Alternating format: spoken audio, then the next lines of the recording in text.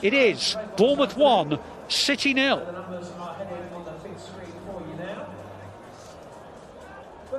Well, let's go back to the studio where we can get the thoughts of Keith Curle, of David James and Chris Latchem.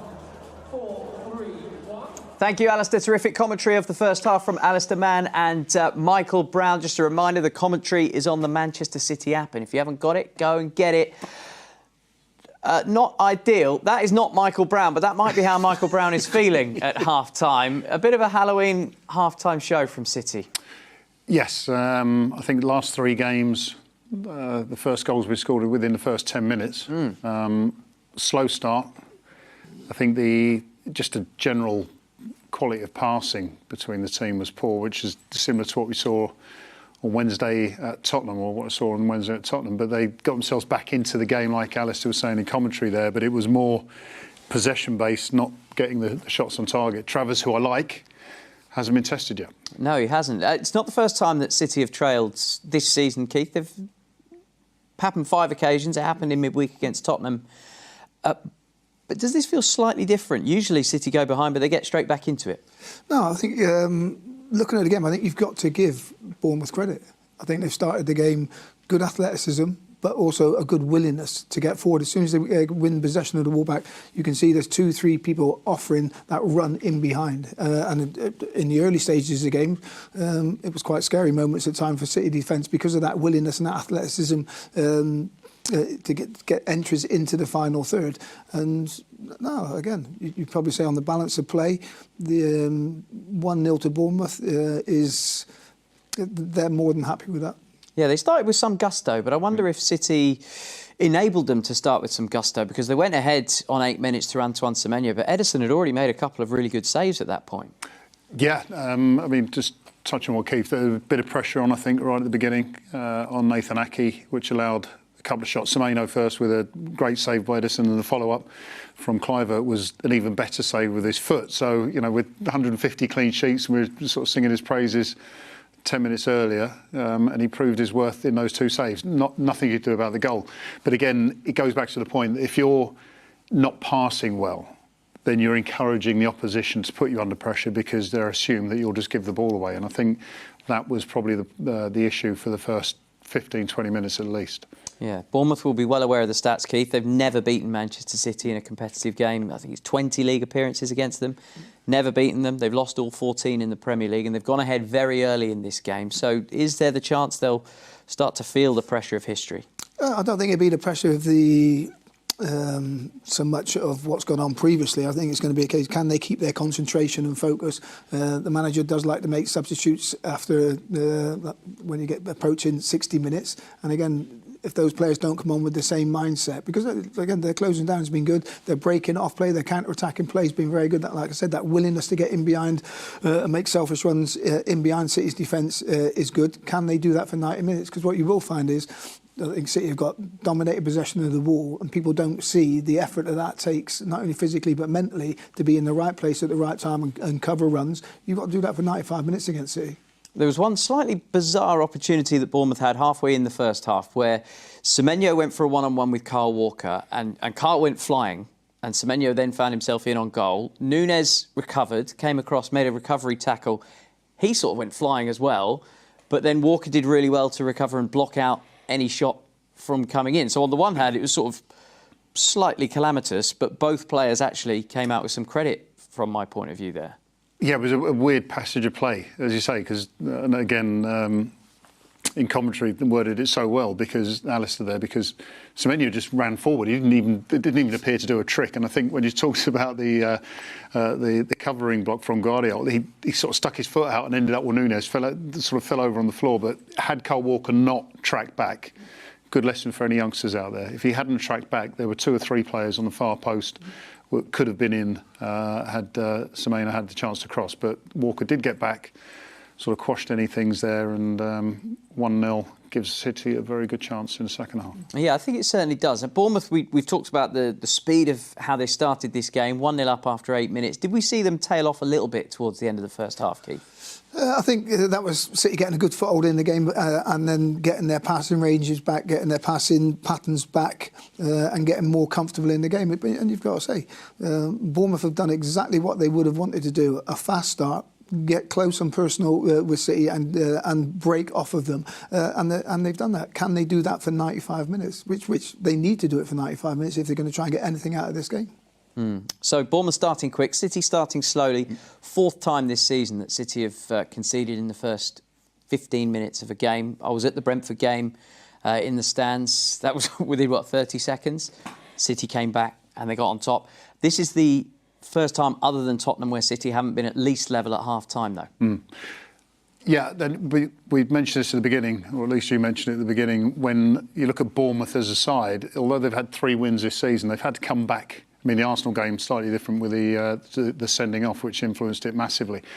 It's how they approach the second half being in the lead in a game which they probably wouldn't have expected to be in the lead in. And you're talking about substitutions coming on with tempo. Do the substitutions change if, after 60 minutes, Bournemouth are still in the lead? All these factors play in hand. For City, as much as it might not be normal in this season being behind at half-time, you know that the quality of players, don't care if they're behind after 45 minutes or an hour, they've got the quality. John Stones might... Well, actually, he's not in the bench, is he? No, he can't come on this one. 2 shots, 2 goals in the Premier League. Where's John Stones when you need him? But I mean, joking aside, City won't be overly fussed by it because they know they've got the quality and the capabilities to be able to get the game back. Yeah, Pep said pre-match Stones and Diaz might be out for a little while. We don't yet know. We'll have to wait and see. Go on, Keith. I was just saying, if you're going to score against City, if there's going to be 1 goal in the game, you want it to be in the last minute of the game, not in the first, not in the first 8 there. Great punditry. Great punditry. More great punditry. Look, slight concern over Erling Haaland. The camera kept zooming in on him. He took a little bit of a knock and there looked like there was a slight limp for a couple of minutes. Is that a genuine concern, you think, Erling's fitness? Of course, at the moment, because City need goals and he's got 55% of all City's Premier League goals this season. So I needed you to get that stat out. Thank you. Yeah. No, I think on the bigger picture of injuries and knocks, I mean, if you're looking at Doku or Kevin De Bruyne to come on, you'd like to think that they are 90% fit, 100% fit, whatever, but you would rather not have to risk bringing them in early because Erling's gone down with an injury. So, JMO uses the word risk, Keith. Is it worth the risk if you've got players on the bench that aren't quite 90%, 100% fit, but these players are Kevin De Bruyne, Savinho, Jeremy Doku, they can change any game. Is it worth the risk? Again, I think the manager knows his players and he know that the work that they've been doing behind the scenes. If they weren't up to 90-95% fit or to be named on the bench, they wouldn't be there. And I think that's because of the quality that they've got within the building as well. So again, would Pep have put them on the bench just purely for a day out in the seaside? No. They'll be fit and available if needed. The timing of how much time and game time they actually get, that's down to Pep. There's a part of me that thinks that they might look at other results. Arsenal have dropped 3 points today. Liverpool, I believe, are losing 1-0 at half-time. Yeah. If, worst case scenario, there was a loss today, then you haven't lost any ground against your 2 main rivals. Then it becomes less of a risk not to play them. I don't think Pep would be in there. I'm not saying checking his phone. No, it's not a case of. I mean, there's so much stuff that we don't know. But it's not a case of not wanting to win the game. Don't get me wrong. But if Liverpool all of a sudden start leading 2-1, then all of a sudden you have to win, rather than. OK, if we suffer a defeat and not risk players who could get injured. But don't you think that Pep's focus has always been on the game in hand, like today's game, winning that game, which stuff what anybody else does? I don't think he'll need them. I don't think we'll need them. No. Just been told that Jeremy Doku, McAtee, Lewis, all warming up. So you've got 2 first-teamers there, no doubt, in Doku and Lewis. They've played many minutes this season, less so for James McAtee. Does it come into a manager's thinking, Keith, if you put yourself on the touchline, I've got an established first-team pro who might have a slight fitness issue, or I've got someone who's slightly less tested, Does that come into their thinking, or do you just go, it's horses for courses, I'm sending out the best option? Yeah, I think so. And again, I think there's the relationship that Pep has with his players. He trusts his players, and he knows exactly what he's got in that changing room. And again, he'll be analysing the game, and he'll be analysing the opposition, what threats they're offering, and then how can he hurt them, and where does he see weaknesses in them. They've got the young fullback who's marauding forward and taking Phil Foden further back than what he wants to be in the early stages of the game. And you're thinking, like, well, can you pin him back the other way by saying, well, go on and go and mark Docker out in the wide area and see if you're still willing to get forward. Yeah, the other thing to say is that Pep's mind is basically a Rubik's Cube. It's always moving. And so too is that Manchester City starting team. You've got players that can play in multiple positions. So is there something you could do without a substitution to change the way they're playing? Well, the idea of Pep making a substitution at 1-0 down, or more importantly 3 substitutions, which it suggests with those 3 getting warmed up, is very un-Pep-like. So we were talking about it before. I mean, Pep doesn't make substitutions unless the team are in control and leading by a couple of goals usually. So if he's thinking of making those substitutions, then it suggests firstly someone, if not 2, maybe even 3 players aren't 100%, and they need to be brought off to save them and not take the risk of them getting injured further. Yeah, there was one positive to take from the first half. Phil Foden put in a really good cross, just went over the top of Nathan Ake's head, and I think Haaland was coming in round the back and Nunes, as well.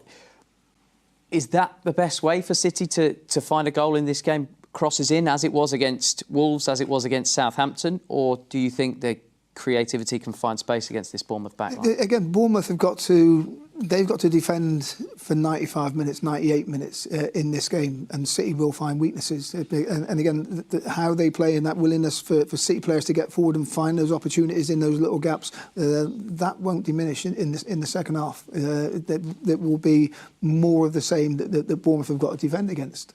Can they do it for 90 minutes? I don't think so. Yeah. Well, the one thing we talked about pre-match was how Andoni Iraola tends to make changes around about the hour, 60, 65 minutes, and he tends to make attacking substitutions so that there's fresh legs for the counter-attack. We've already seen the counter-attacks worked a couple of times. We talked about Walker and Nunes making those recovery runs.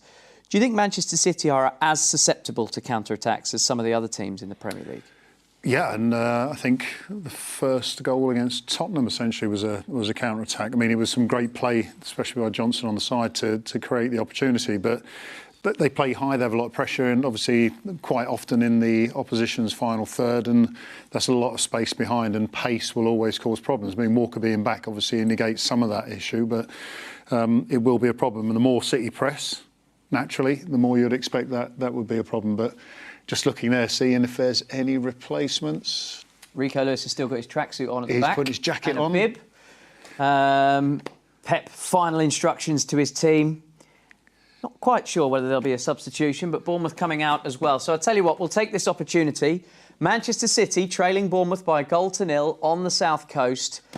Well, they need something in this second half. Don't forget, the commentary is on the Manchester City app. I keep saying, if you ain't got it, why haven't you got it? We will have a full-time show with myself, Chris Latchem, David James and Keith Curle. But for now, we're going to take you to the Vitality Stadium as the players walk out of the tunnel. Bournemouth leading City 1-0. Surely there's a sting in the tail from the team in blue. Your commentary team is Michael Brown and Alistair Mann.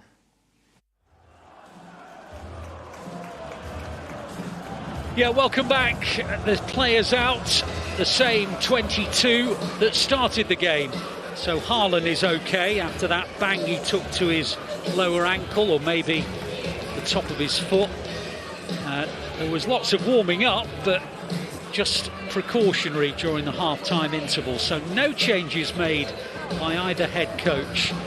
Spurs was the last time that City